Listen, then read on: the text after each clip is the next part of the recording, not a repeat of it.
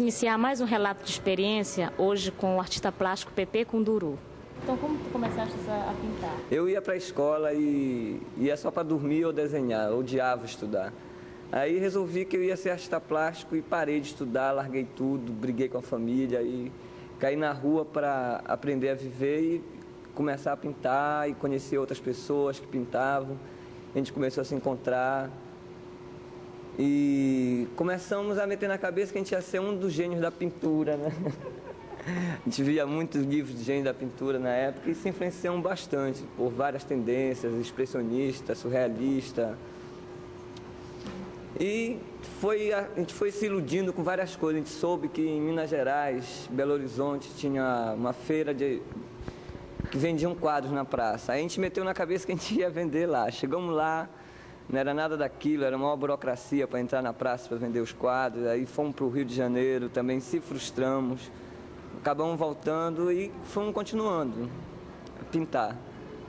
E aí foi aperfeiçoando e meti na cabeça e a coisa funcionou por aí. E até hoje estou aí pintando. E aí a coisa começou séria naquela individual que teve na Aliança Francesa, que foi no Purão. Como foi quando começou mesmo o lance a rolar mais denso com artes plásticas? Como foi que pintou isso? Foi quando eu decidi estudar no Parque Lage, no Rio, que foi mais séria a coisa. Aí, a partir de lá, eu aprendi mais técnica, conheci mais pessoas trabalhando e tal, aí ficou mais sério. Aí, quando eu voltei a Belém, tinha a Galeria 1 abrindo aqui. Aí foi quando pegou mesmo a coisa, eu ganhei um prêmio em Curitiba, aí comecei a ganhar... As pessoas começaram a aceitar mais o meu trabalho, até minha família começou a aceitar mais. Aí foi ficando mais fácil a coisa. E foi na Galeria 1 que eu fiz a primeira individual, que foi a partir daí que a coisa começou a funcionar mais sério mesmo. Falaste aí que na infância, né? Tu ias pro colégio e o que tu não queria saber do professor, tu queria mais era dormir. Como é que era isso? Como é que era a escola para ti? É horrível. Acho horrível, farda, se acordar cedo, ir para a escola e... Eu achava terrível ficar na sala de aula preso, não podia fumar, não podia nada. E eu pegava e ia para lá para dormir, eu achava uns professores um bando de sargento. E ficava rabiscando, eu dormia, eu saía da sala para fumar porque não podia fumar na sala. Não é tu, é ela.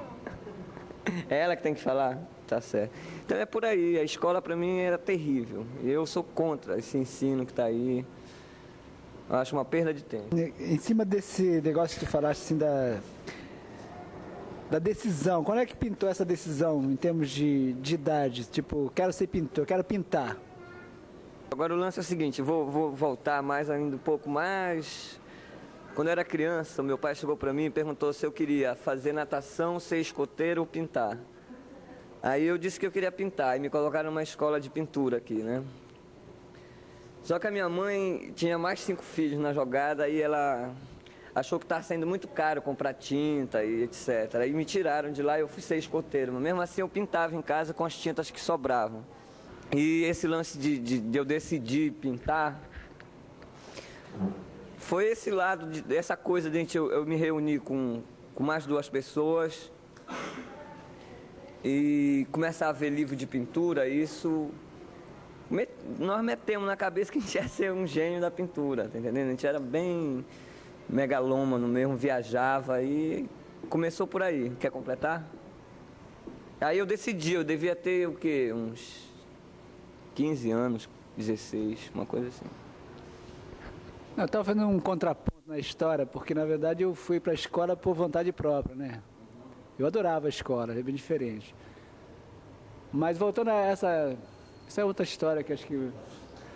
Sobre essa questão do interesse, quer dizer, como é resolver do ponto de vista prático de estudar, por exemplo, pintura, né? Essa atividade. Afora essa questão de ter formado um grupinho, de ter começado a fazer um estudo em cima de literatura e tal, na época, aqui em Belém, como é que era esse espaço? Né? Havia assim quer dizer, você falou já da volta do Rio, aí tinha a Galeria 1, mas antes disso, quando você começou com essa loucura de viajar com o sonho de vender quadros em praça pública, que tinha um espaço lá onde vendia, depois não era bem isso aí, a ilusão toda, entende? Como é que era isso? Como é que você via esse espaço naquele momento, entende? De começar a viajar nessa ideia de maneira mais concreta aqui, fazer quadro, vender, viver desse trabalho. Belém só tinha a Galeria Ângelos, e depois inaugurou uma lá na Paratu, Ismael Neri, só tinha essas duas galerias. E nessa época quem pintava aqui era o Rui Meira, o Sarube, e o Osmar não. O Osmar, eu conheci o Osmar depois e eu nem conhecia o Osmar. Eu conhecia o Rui Meira, quem mais? O Benedito Melo. E eu achava muito fraco aquilo, me entediava, e o mercado era péssimo. Por isso que a gente resolvia sair fora, porque aqui não tinha nada, era terrível. Então, a gente queria mudar a coisa, a gente queria uma coisa mais viva, mais dinâmica. Quando a gente voltou, foi que reuniu na Galeria 1 um grupo de artistas novos que eram fora do mercado, que não tinha mercado, né? Mas não era os grandes nomes daqui, com Rui Meira, não sei o quê, papapá. Aí era o Emmanuel, a gente se reuniu, eu, Simões, Osmar, Emmanuel, a Dina, o Ronaldo Morarrego e a Lore. A gente abriu a galeria até com uma exposição nossa, a gente começou a batalhar sério, aí começamos a expor em São Paulo, fora, tudo em grupo, né? O Sarube deu uma puta cobertura para isso, ele teve aqui, abriu tipo um seminário, um curso de uma semana que acabou durando 2, aí eu conheci mais ainda artista plástico e tal. Eu acho que foi a partir daí, quando o Sarube deu isso, que as pessoas se juntaram mais. Aí até eu quis dar o prosseguimento, mas isso daí eu já tinha estudado no Parque Lage e tal. E eu vim para Belém e não tinha nada, não tinha curso, não tinha nada. E eu acho que a coisa começou a funcionar mesmo aqui a partir do interesse delas, né? Pela falta de coisa, de espaço, as pessoas querendo, aí foi abrindo, tá esse movimento que está agora, todo mundo querendo ser artista plástico. Estava falando desse lance que teve, né, na época, Benedito, Melo, Rui Meira e tal. Então, a gente estava conversando aquela vez aqui, que a gente falou que essa turma chegou e fez um grande racha, né? O pessoal chegou arrebentando. Eu queria saber como é que foi, como é que vocês conseguiram se movimentar, né, rachando, chegando, rompendo, né, tentando colocar alguma coisa diferente. Como é que foi a relação e quais as dificuldades que pintaram naquela época em relação ao outro grupo que já estava, que já tinha um trabalho? Como é que foi a reação dessas pessoas em relação a esse grupo que chegava a fim de fazer outra coisa? Como é que é? Como é que foi isso? Até hoje tem gente que odeia a gente por causa disso, porque foi pelo não tinha, né? Não tinha nada, só dava eles e tal.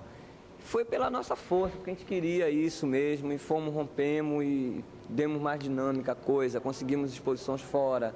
O nosso trabalho tinha peso, porque a gente queria mesmo uma coisa mais nova, mais da nossa época, né? Porque a coisa era muito estática, parada, a arte deles era uma coisa assim meio, sabe? Tu via, tu dizia, porra, isso não me diz nada, meu cara, isso é, sabe? Não é mais isso, tem que ser isso daqui. Então a gente meteu bronca pelo interesse de cada um, de querer mostrar o trabalho, de querer passar o que acha e tal.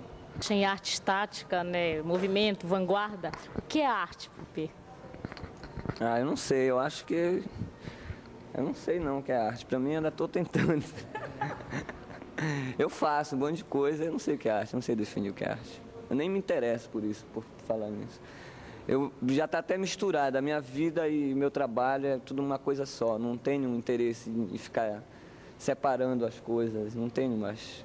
Eu não me interesso muito para ficar teorizando a coisa. Eu quero mais é fazer, eu acho até que as pessoas perdem tempo em querer teorizar a arte, querer teorizar o seu trabalho. Quando tu coloca essa coisa de que era um trabalho estático e tudo mais, não é que vocês não estavam dizendo que eles não faziam arte, mas me tinha uma nova proposta, né? É tipo como fosse uma semana de 22, uma semana de arte moderna aqui em Belém.